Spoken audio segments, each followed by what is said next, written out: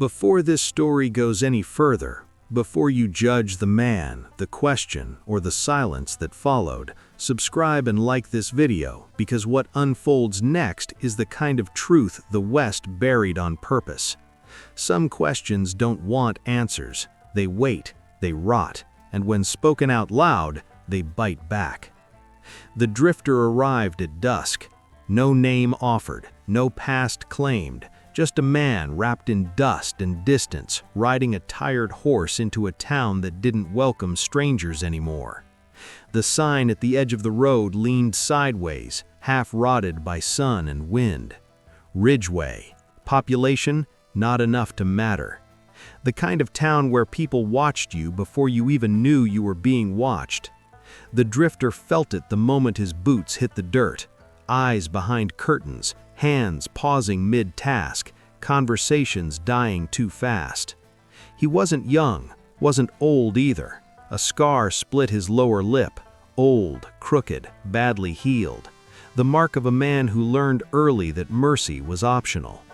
He tied his horse outside the only saloon, the hitching post worn smooth by men who didn't stay long or didn't leave alive. Inside, the air was thick with smoke, sweat, and something quieter. Fear. Not loud fear, not panic, the kind that learned to sit still. The piano stopped when he entered. One note rang too long, then died. The bartender looked up slowly, eyes narrowing, not hostile, just tired. "What'll it be?" he asked. The drifter slid a coin across the counter. "Whiskey." The bartender poured without asking questions. That alone told the drifter something was wrong. He drank slow, let the burn settle. That's when he noticed her. She sat near the back wall, half hidden in shadow. Not drinking, not talking, just there. Dark hair pulled back tight, hands folded in her lap like she was holding something invisible together. She didn't look at him, and somehow that felt deliberate. The drifter had seen women like that before, women shaped by silence, women who learned the cost of being noticed. One of the men at the table near him muttered under his breath, low enough to pretend it wasn't meant to be heard. "Don't." The drifter didn't turn. "Don't what?" he asked calmly. The man swallowed, looked down at his cards. "Don't ask about her." A pause. That should have been the end of it. Warnings in the West were never gifts, they were debts, passed along so you wouldn't add to the pile. But the drifter had crossed deserts on worse advice than silence. He took another sip. "Who is she?" The word "who" hit the room like a dropped plate, sharp, final. The bartender froze mid-wipe. A chair creaked as someone shifted uncomfortably. Even the woman in the back stiffened, just a fraction. The man at the table exhaled slowly. "I told you," he said. "Don't." The drifter turned then, finally looking at her. She raised her eyes, and in that instant, he understood his mistake. Not because of fear, because of recognition. Her eyes weren't empty, they were contained, like a storm held behind glass. She stood. Every muscle in the room tightened. "Ask again," she said softly. Her voice wasn't angry, that was worse. The drifter hesitated. A lifetime of instinct screamed at him to let it go. But regret has a way of needing proof. "Who are you?" he asked. The silence that followed didn't just stretch, it deepened. The bartender closed his eyes. Someone whispered a prayer that didn't sound religious. The woman walked towards him, each step measured, each footfall controlled. She stopped an arm's length away. Up close she could see the scar near her collarbone, old, deliberate. "You should have listened," she said. Then she leaned in, close enough that only he could hear. "You just asked the wrong question in the only town where answers get people buried." She stepped back, turned, and walked out. The doors slammed shut behind her, hammering harder than the wind. No one moved. The drifter felt it then, that tightness behind the ribs, that cold certainty. Whatever he'd just uncovered wasn't finished with him. And Ridgeway had a long memory. The saloon stayed silent after she left. Not awkward silence, the kind that knew better. The drifter felt the weight of it on his back as he finished his whiskey.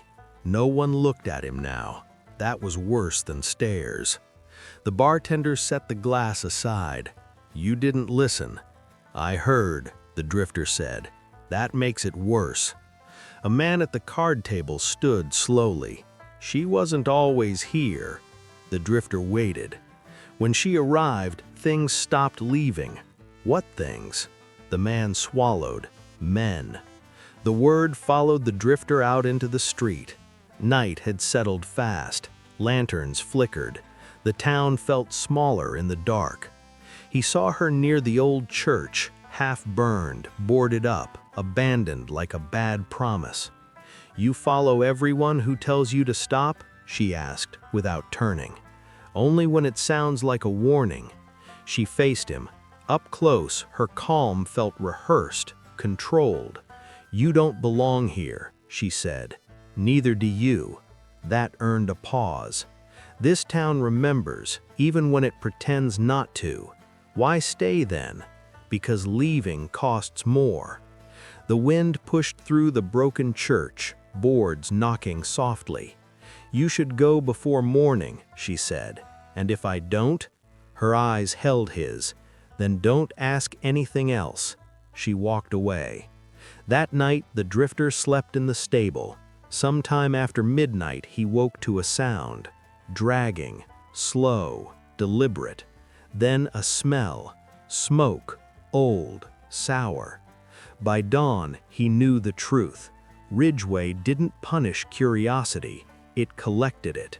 And he wasn't leaving, not until he understood why asking who she was felt like stepping onto land that already had his name carved into it. Morning didn't bring relief. It just made Ridgeway easier to see. The drifter stepped into the street as the sun crept over the hills. Buildings leaned like tired men. Doors stayed shut longer than they should have. Someone was already watching him. An old woman across the road paused mid-sweep, eyes fixed on him. When he noticed, she turned away too fast. He walked toward the well. That's where the town gathered, when it had to. Two men stood nearby, talking low. They stopped when he approached. "Morning," the drifter said. Neither answered. He pulled up a bucket. The rope groaned like it remembered other hands. "How long has she been here?" he asked, casual.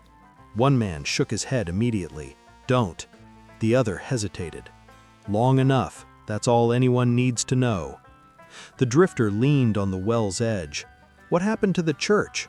The men exchanged a look. Finally, the second man spoke. "It burned." "Why?" A pause. No reason that survived. The drifter nodded. He'd heard that answer before.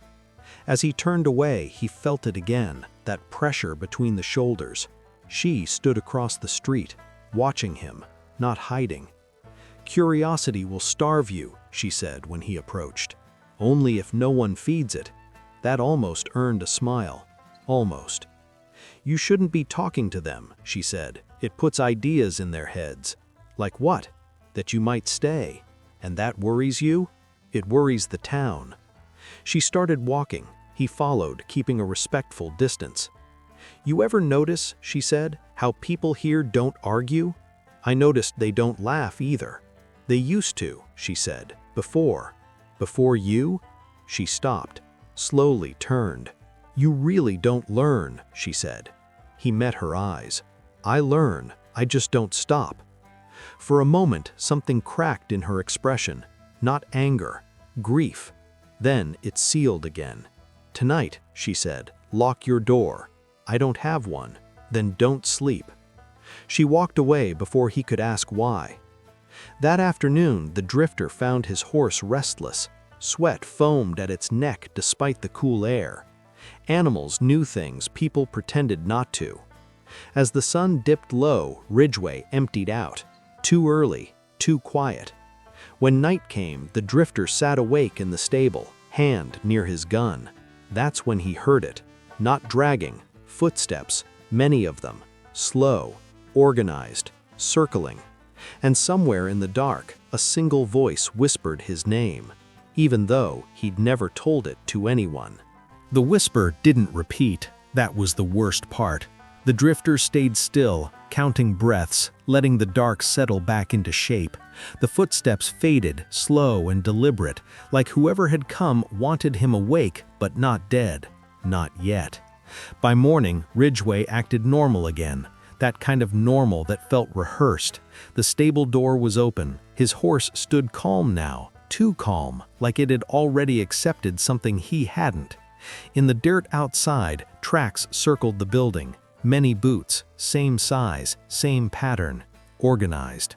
He followed the marks until they vanished near the church, the burned one. Someone sat on the steps. Her. She didn't look surprised to see him. They wanted to see if you'd run, she said. Did I pass? For now. He studied her face. There were dark circles under her eyes he hadn't noticed before. You hear them too? He asked. She didn't answer right away. They don't come for everyone, she said instead. Only people who ask. What? She stood. Why? She said. They walked along the edge of town, past buildings no one used anymore. He noticed something then. Symbols carved into doorframes, faded, intentional, marks of belonging or warning. Who did this? He asked. She stopped near the church wall, fingers brushing the charred wood. Ridgeway did, to itself. He frowned. That doesn't make sense. It will. She finally looked at him fully. You think this town is afraid of me, she said. It isn't. Then what is it afraid of? Her voice dropped. That I remember. The wind moved through the church again, carrying ash that never quite went away. They burned this place to forget, she continued. Didn't work. The drifter felt a chill despite the sun. You're not a prisoner, he said. No, I'm a reminder. He looked back toward the town. Curtains shifted, doors creaked shut. They'll come again tonight, she said, this time closer. Why tell me? Because, she said, meeting his eyes, once they decide you belong to the past, leaving stops being an option. She walked away, leaving him with the burned church, the watching town, and the growing certainty that Ridgeway didn't survive by accident. It survived by choosing who was allowed to remember. By noon, Ridgeway offered him a way out. That's how he knew it was a lie. The bartender found him near the well, voice low, eyes darting. You can ride east, he said. Road's clear today. Only today? The drifter asked. The man didn't answer.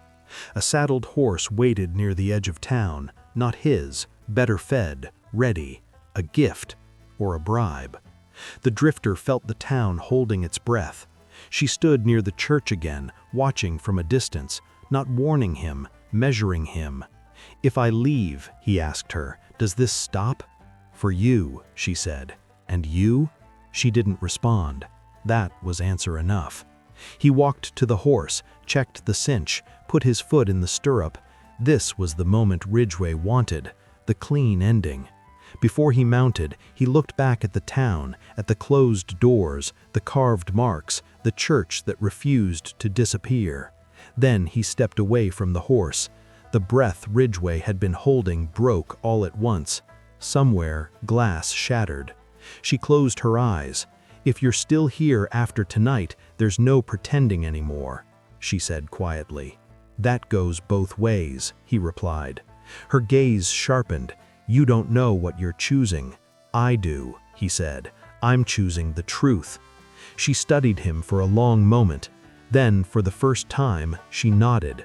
And before the night comes, before Ridgeway shows its real face, subscribe and like this video, because from here on, there's no turning back, and what's buried won't stay quiet much longer. As dusk fell, the town changed. Lanterns weren't lit, doors weren't locked, they were left open, an invitation or a challenge. The drifter checked his gun. One look told him it wouldn't be enough. From the church, the first bell rang. There hadn't been a bell there in years. She stood beside him now. When it starts, don't run. When it starts, what are you? Her voice was barely a whisper. I'm what's left. The second bell rang, and Ridgeway stepped out of the shadows to collect what it was owed. The bell rang a third time. Not loud. Certain. People stepped into the street like they'd rehearsed it. Men, women, old faces, young ones, all quiet, all carrying something small. Knives, rope, candles. No guns. That told the drifter everything. This isn't about killing, he murmured. She nodded. It's about remembering, together. They circled the church. Someone lit a candle and pressed it into her hand. She didn't refuse it.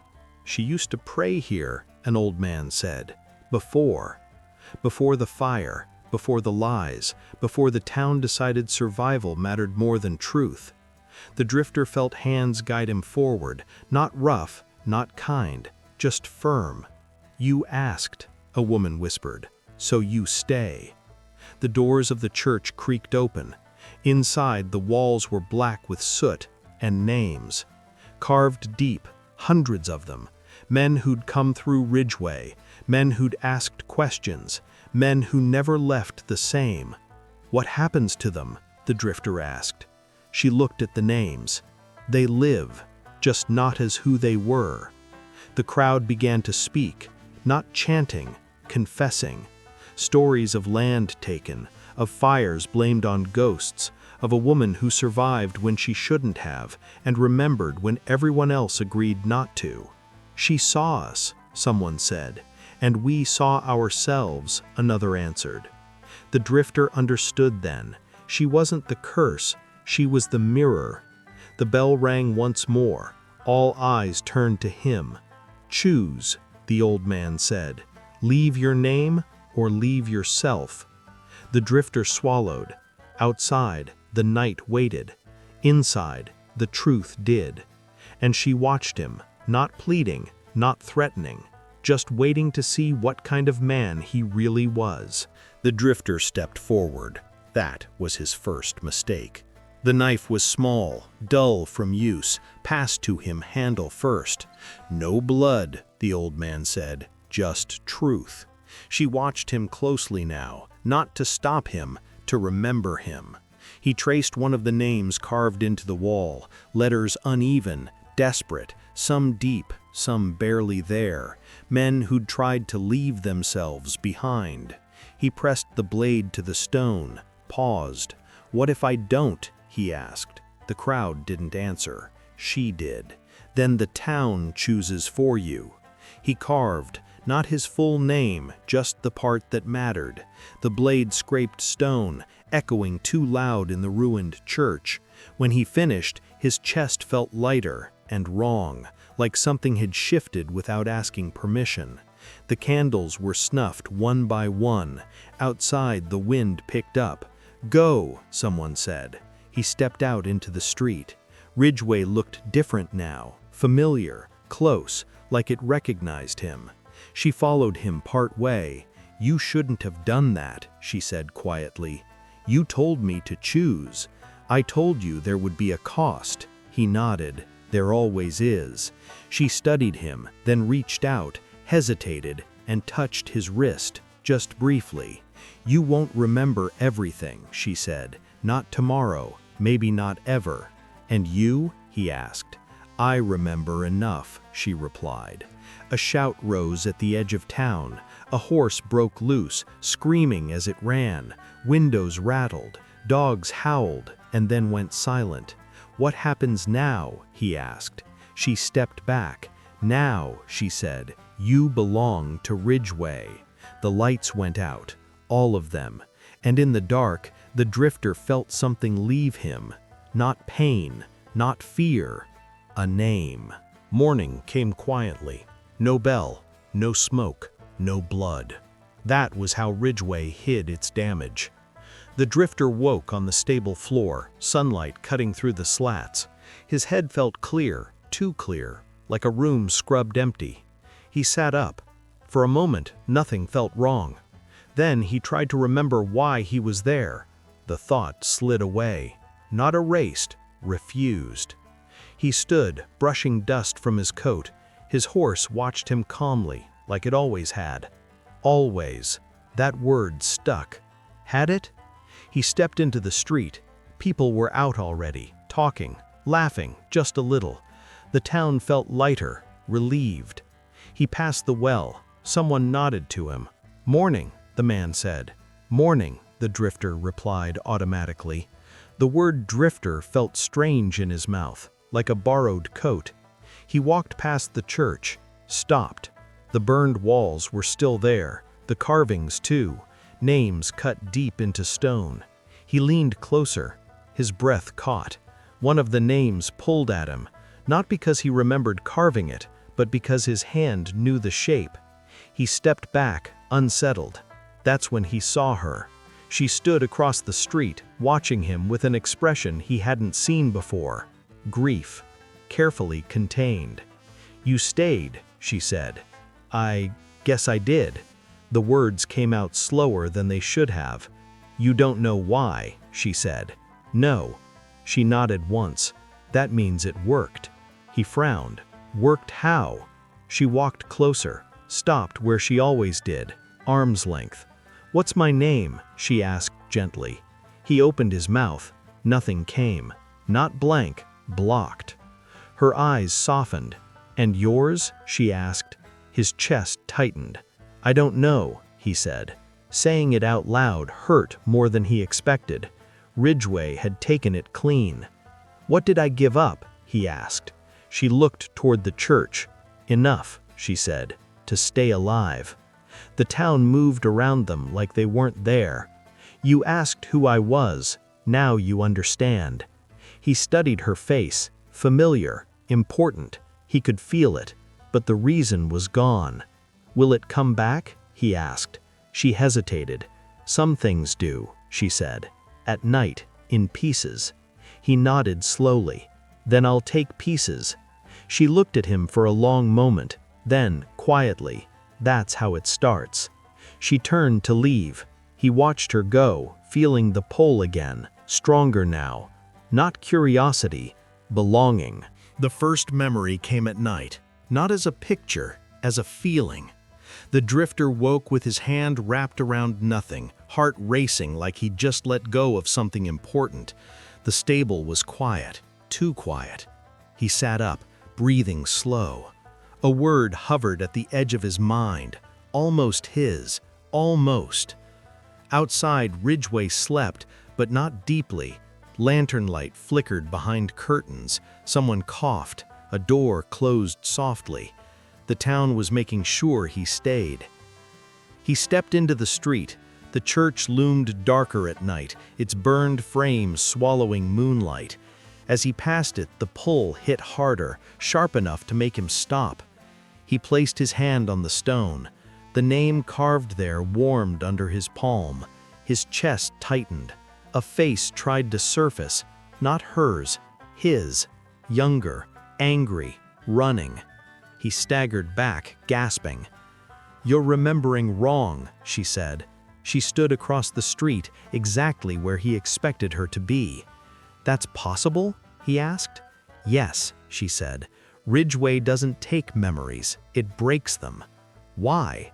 "So they don't lead you out." He laughed once, short and humorless. "Town's afraid of me now?"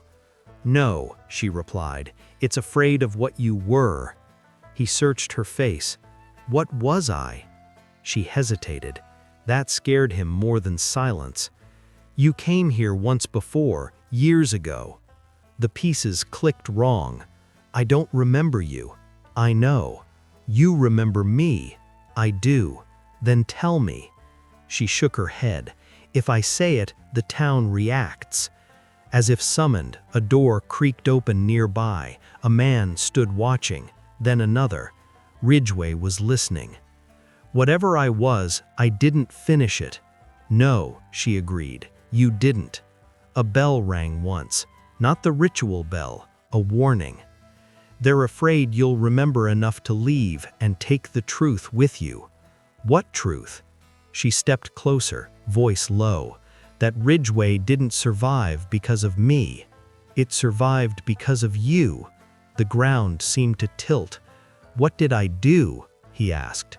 Her eyes met his. "You tried to burn this place down," she said.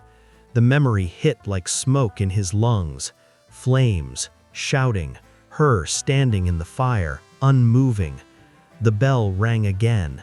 "Tonight," she said, "the town decides if you stay broken or not at all." He straightened, jaw setting around something old and familiar. "Then I guess I'll remember," he said. She looked at him, something like pride breaking through the grief. "That," she whispered, "is exactly what they're afraid of." The town gathered before dawn, not in the street, at the church, the burned one. Firelight flickered where there shouldn't have been any. Faces emerged from shadow, tight, determined, afraid in the way people get when they know a lie is about to collapse. The drifter stood at the center. No rope, no chains. He didn't need them anymore. The bell rang once. She stepped forward. "This ends tonight," she said. The old man shook his head. "It ended years ago." "That's what you told yourselves," she replied. The drifter felt it now, memory locking into place. He remembered riding into Ridgeway the first time, not drifting, hunting. He remembered the fire, not rage, justice.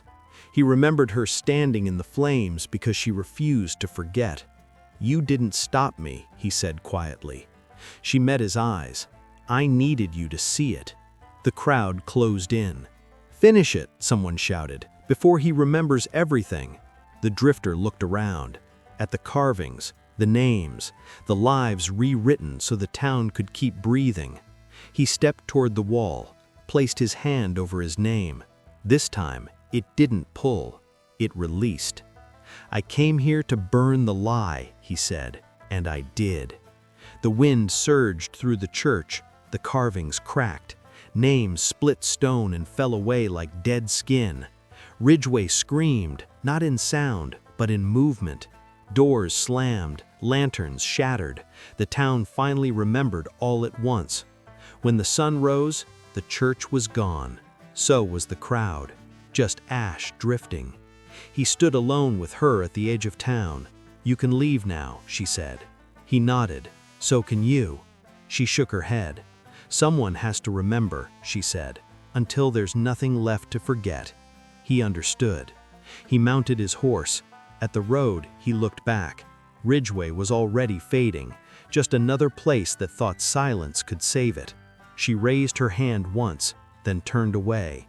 The drifter rode on, carrying his name, his memory, and a truth the West would never thank him for. And that's the thing about questions like that.